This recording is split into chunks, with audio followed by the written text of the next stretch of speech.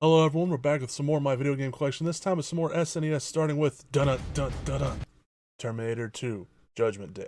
Releasing in 1993, this game closely follows the movie, such as starting off at the truck stop and then, of course, trying to find John Connor afterwards. Unfortunately, this game wasn't really that great, even though Terminator 2 is probably one of my favorite movies of all time. This game, not so much. The collision was pretty bad, and then it also had driving segments which weren't that great either.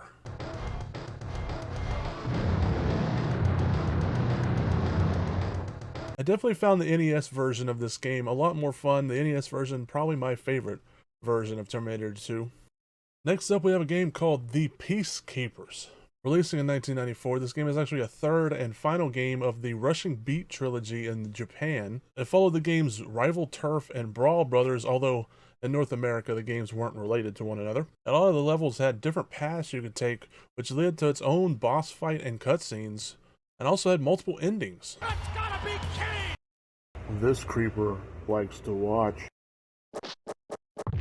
Next up, we have Super Double Dragon. Releasing in 1992, also known as Return of Double Dragon, Sleeping Dragon Has Awoken over in Japan. It is the typical Double Dragon side-scrolling beat-em-up that we all know and love, and actually follows the story of Double Dragon 3 The Sacred Stones for the NES. The game featured a guard button. I also liked how you can stun the enemies, but you were susceptible to that stun as well.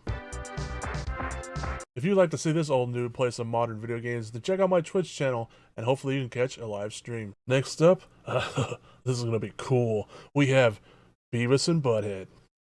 Releasing in 1994, of course this is based off MTV's animated series, Beavis and Butt-Head. The goal of the game is to find your torn-up gore concert tickets scattered all across town.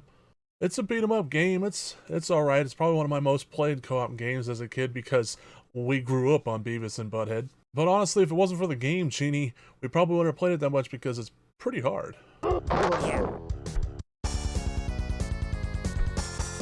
Speaking of the game Genie, I showed off my regular NES version of it, and here is the Super Nintendo version of it. Much like the NES version, you just put the game in and pop it in the console, and you can have things such as super high jump, infinite lives, infinite energy, all that good stuff. Another good thing about it was it had a little switch right here. You can actually deactivate the codes mid-game.